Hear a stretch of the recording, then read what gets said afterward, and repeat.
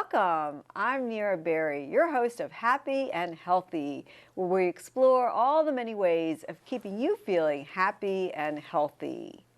And today we're going to explore ways of feeling happier and healthier through maybe organizing our life a little bit, maybe decluttering, maybe kind of feeling a little bit, more organized. And so today we have a wonderful guest. Please welcome my guest, Libby Kinkead of Potomac Concierge. Thank you so much for being here. Thank you. I know that your specialty is organization, so I'm really looking forward to getting some tips for myself as well as for the viewing audience, because everybody can use this. This is like very important, right? Way of life, right? Yeah, and so tell me, what are how did you get into this? I think it's as I said, a way of life, and it's a mindset. And some people are more prone to it than others. And I just, over time, you see how it can make such a difference, and how clear space, clear mind, or it can ease up on the stress if you don't have those mornings where you're running 15 minutes late and you can't find the car keys, or you can't, you owe a bill but you can't find the bill, or anything like that. It's just, it clears your mind, and it gives you a peace of mind, which is invaluable, especially, in these days where there's always something coming one way or another. Yeah, so you just mentioned a few reasons of why being organized is important. Are there any others? I'm sure there are. Well, I think, you have the time. It gives you extra time to do things that you want. You're not spending your time searching, and so you can have the time to do what you want. And then you can get into the physical of where stuff starts piling up. It gets to where you can fall, you can trip, it can fall on you. It can be a danger. Right. Yeah. And it can even get unsanitary and, kind of not the best place to live.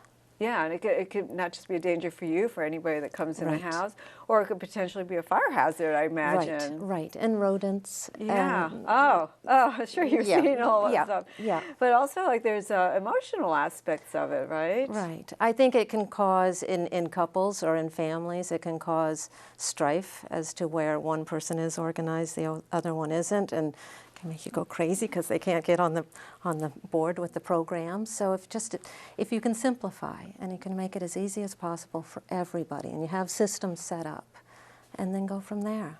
Yeah, I know. I know for me that even when I go to sleep at night, and I'm not like a clutter fanatic or a clean fanatic, but I know when things are just left out, I can sleep better at night when things are really put aside, or put it in their place. A place for everything, and everything in their place. And I think also, if you have it, you can go to bed, your counters are clean, your closet's organized, so you can go directly into your closet, know exactly where to find what you're going to wear, and can find the pairs of shoes versus one blue, one black. It just makes things go so much easier. So let's help our viewing audience and think, what would be like the first bit of advice that you might want to give them? How could they start? I think a key is start small. You cannot go in and do it all in a day. You can't. It's too much. It's daunting. It's overwhelming. If you just start small, and it might be a drawer, it might just be a closet, and it's lining things up to all match, or putting all on the same hangers, or the like with like is a big term. So all your shirts together, all your pants together, or in the kitchen, all of your pots together, all of anything specific goes with what goes with that. So if you're in your office, have your bills all together, have the proper, if you use pens or highlighters, whatever, have them in a grouping, so one's here, one's there. It's too much to find. Yeah. So what would be like one thing that somebody should do to what would you find that would be the most helpful of all? I know you work with a lot of people, so get rid of the excess. Yeah. If you're not using it, if it's damaged, get rid. If you can't get it repaired, get rid of it. If you haven't used it in years, there's no need. And I think a lot of times for people, it comes into they're hanging on to it because maybe it was their parents, or maybe one day they'll use it, or maybe one day that dress will fit. Yeah. If you haven't used it, there are plenty of people who can, and there's so many people who are in need, and we can donate and use the things that you're not. So put it to use. You're not honoring your grandmother by keeping her dishes in a box in the attic. Yeah, I just had that conversation with somebody who was trying to downsize, and she was having a very hard time, giving things away or getting rid of things that belonged to her mother-in-law. Right. And and I said that there can be guilt associated with it. Oh gosh, she'd be so mad at me. But there's ways you can honor their memories. Like say you have a setting of china, and you're not using it, and you're never going to use it. You could have one final big party, have all the china set out, and take a picture. Lovely idea. Right, or you can divvy it up and give each person, a plate with cookies, or something like that. Some way to honor it, but then pass it on so that it does serve a purpose versus just being in a box. Yeah, those are great ideas. I love that. Well, another thing is a way to make the disconnect of if you're trying to get rid of something. If you work with somebody, be it a friend, be it a professional, one of the tricks of the trade is let somebody else hold it. So if you have a lovely piece of china from your grandmother, if I hold it up and say, what do you think? It takes away the emotion. It's one step removal so that you can, a little bit easier to say, okay, I can let it go. Oh, I like that. Have you done that with somebody? Yeah. It's just, there's those little tricks of the trade. So you hold it up and has somebody actually said, okay, I can let go of that? Right. Because once they start touching it and feeling it, and then they start going down memory lane, it brings a flow of memories and thoughts and all of that. So just one step removal. That reminds me of something else I heard, is that let's say you have several vases and you want to maybe pare down and to maybe hold two up and say which one gives you more joy. Right. I mean, is that... Right. Which one did you use last? Which one is in better condition? Which one is a better size for you? And do you really need 2? Do you really need 7? Do you really, it gets to, do you really need 27? Yeah. It gets to that point of, what do you need? And there's nothing wrong with having space, or as they say, air on your shelves. Your shelves don't have to be crammed. Your closet doesn't have to be crammed full, nor your drawers. It's okay to have a little space in there and not even have to grow into it. Just have the peace of non-clutter. Yeah, I that's really good advice.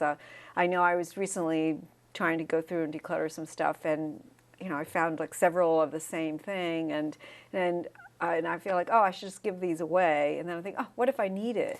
And then I thought, well, I could always buy another one, if I really need it, And then will it work when you need it? If say it's makeup. Right. Makeup goes bad. Or say it's spices. Your spices will lose their strength. So there's that too. And then there's that somebody else can probably use it if you're not. Yeah. I like that aspect of donating it, because then you don't feel like you're just trashing it. No. That you can actually give it to somebody that will give it new life, right? Right, and use it. And, it has a purpose again versus something. And you're right. If it's something, you can probably, in this day and age with Amazon and next day delivery, if you really need it badly, you can probably find it on the web somehow, somewhere. Yeah, and I imagine, like, I know, like, for me or people that I know, like the sentimental value of things are the hardest to get rid of. Right. For instance, for people, like, let's say people are living with somebody, potentially that may not have the same idea about decluttering and living in an organized fashion. Do you have any advice for that? Well, that's a big thing, because that can be a big point of contention of don't judge. That's a big, different people are coming from different places. And so it might be, you might think it is just that grandmother's china. Well, maybe they adored that grandmother. Maybe, they had special memories of sitting around the table with that. So you do have to go in with kindness and gentleness, and especially if you're working with older people. We have one lady we're working with, she's been in her house 50 years. Her husband is dying. Oh. So she looks at a family picture. It's her life. Yeah. It's her life. And so you have to be kind and gentle. And there's, again, having the one-step removal and just letting them go down that memory lane, but then bringing them back and say, okay, but here we are, here and now. And if you're moving into a smaller place, it's not going to fit. Or if you're staying there, that's not something you want to leave for your children to have to take care of. You know, if passing is hard enough, and then if your children to have to come through and clear out your attic and your basement and your closet, it's something to think about. If you're, you know, for any of us, quite frankly, who knows what tomorrow has to bring. That's true. Yeah. That's really true.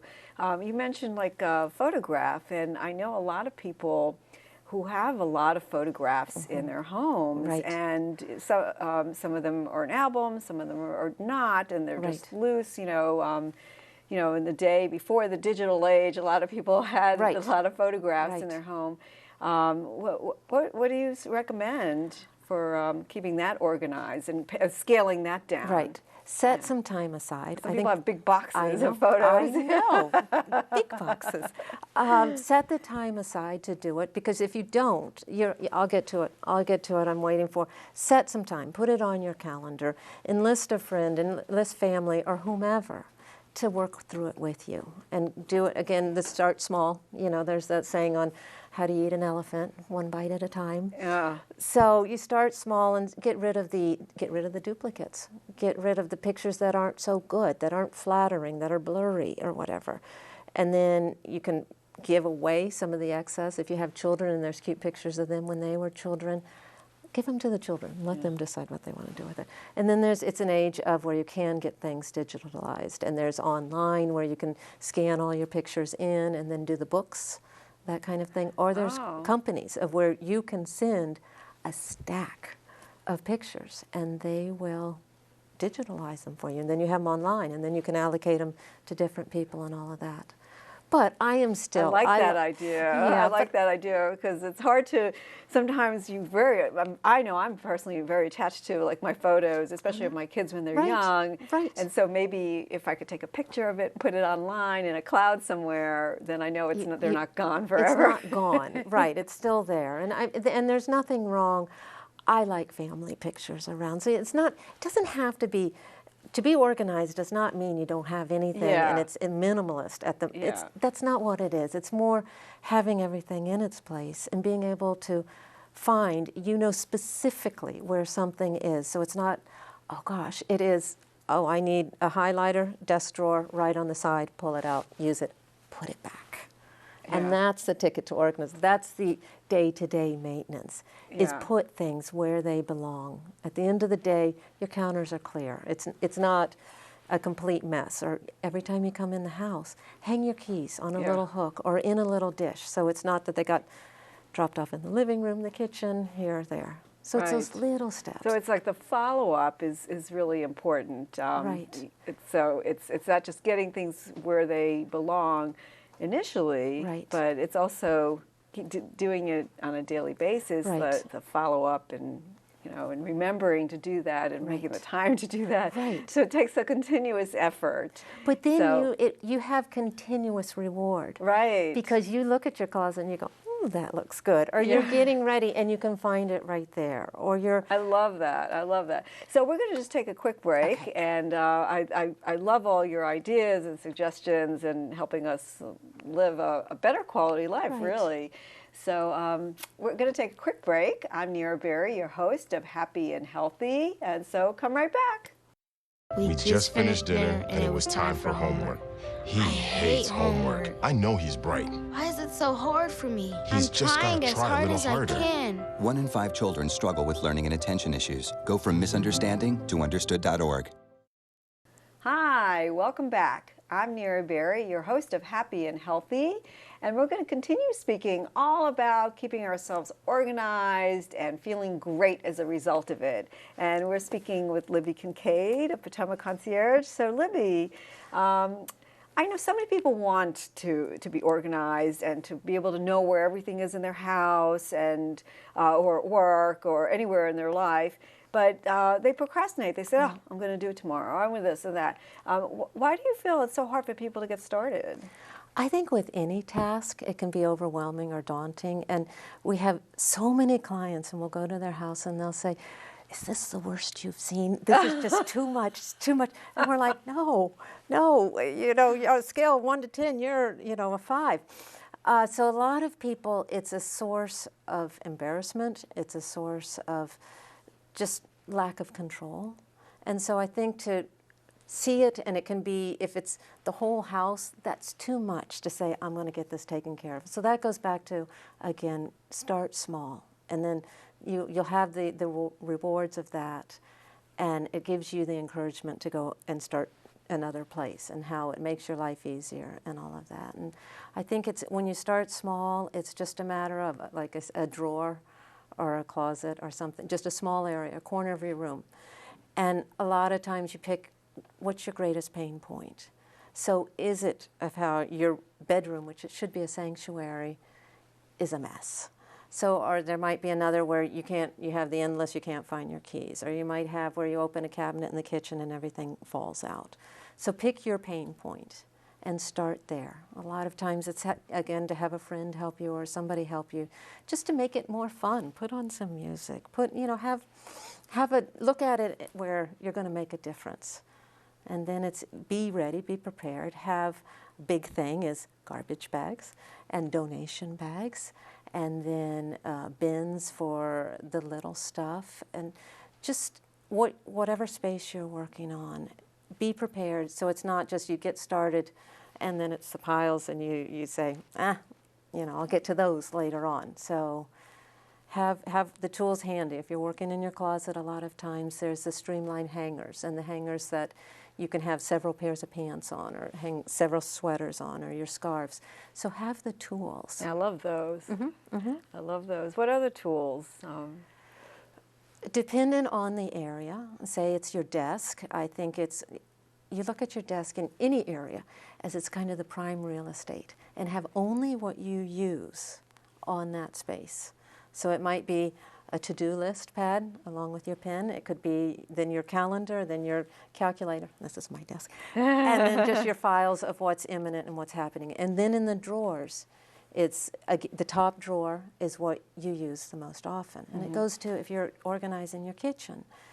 If you don't bake, but maybe once a year, those baking tins and pans and all that don't need to be in the prime real estate of, maybe you prefer, cooking with the skillets and all. They should be right at your hand, so you don't have to dig through stuff. And maybe make some other space. One, get rid of what you don't need, what you're not using, donate it, discard it, and then have other spaces where you can store things that you don't need right in that important space. Yeah, and I like, I think I've heard you mention, as far as like for storage, about using clear bins. Yes. Yeah, so you can so see you don't, it. if you have a stack of them, and you don't know if it's, which one is it. So have clear bins and also label. Yeah. Label. It makes so much sense. Yes. And I mean, so you know what's in it. Exactly. And I take it a step farther, and this isn't for everybody, but I label and organize my spices. I put them all in the same jars. And then, so it takes time to get it set up, but now if I'm cooking, I need the basil. The basil is like 3 over, top shelf, boom, grab it, use it, put it back. And so it's just those little steps. So it saves you time. In the long run. Yeah, when you need it. Yes, it's not that searching, and then you get a little, speaking from experience, you get a little crazy. If you can't find something, you need to find it. Have you worked with somebody who, they did one thing that really made a difference, or had, just by organizing? I think it's when you do come in and people will see the difference, they're so appreciative. It's so wonderful when people say thank you so much. Yeah. Just because it just, again, it's clear space, clear mind. It gives them also the feeling they accomplished something and they did something, and you can see it.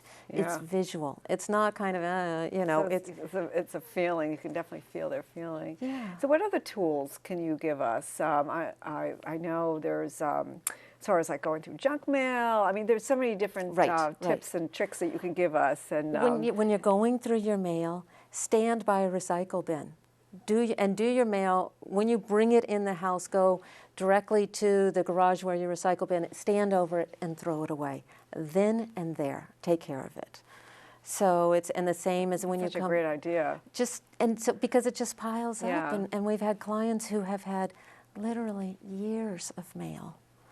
and just in stacks, and because then it just gets to be too much and you don't want to do it. And then that's where things like the checks get lost or gift cards.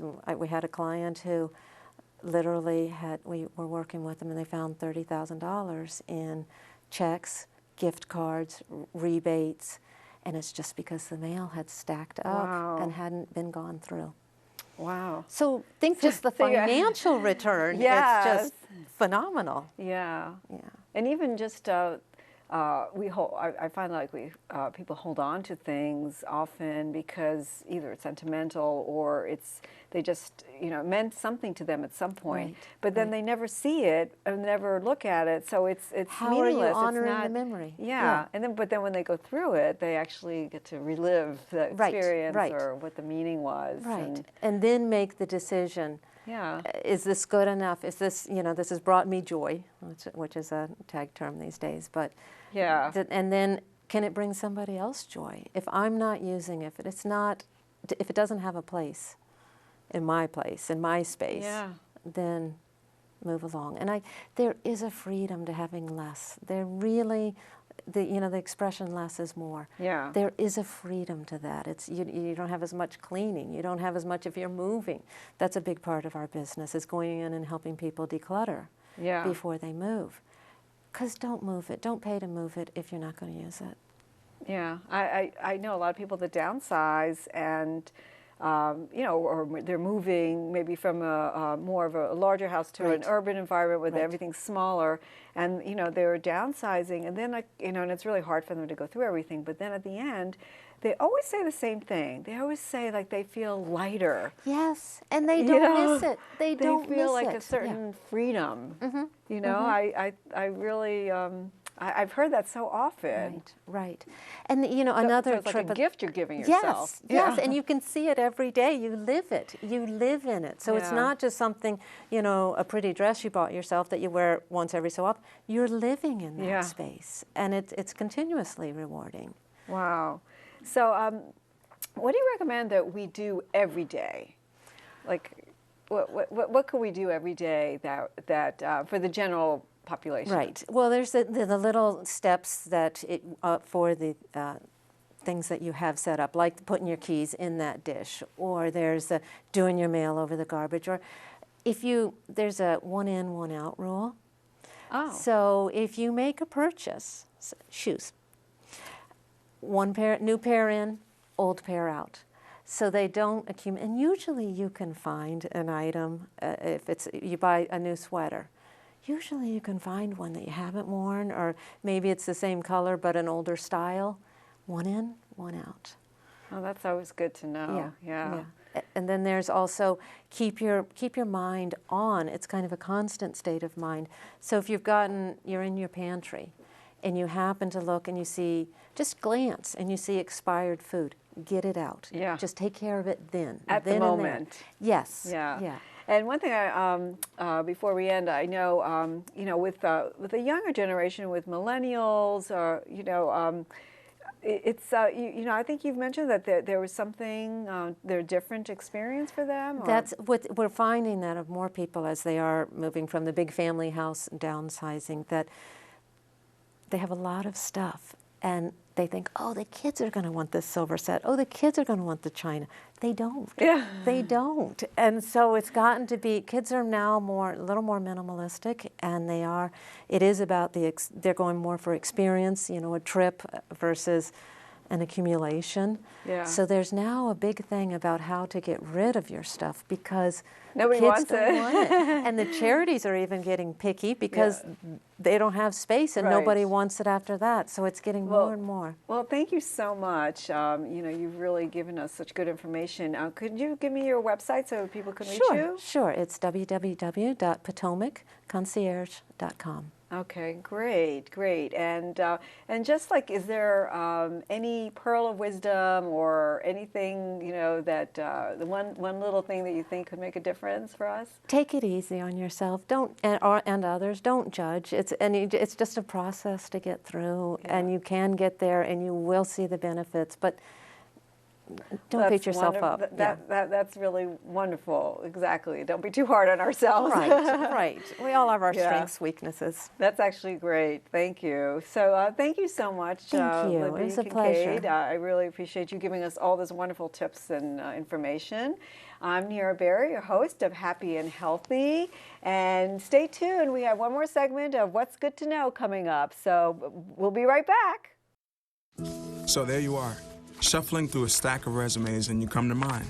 This is it. First impression. My way in. But can my resume show you how I truly stand out? Like that I was studying, going to night school while working 2 jobs just to help my parents pay for groceries. Or being the first one to always step up. No, that's something you just can't put on paper. Look beyond the resume and discover new ways to develop great talent that is dedicated, hardworking, and determined like me.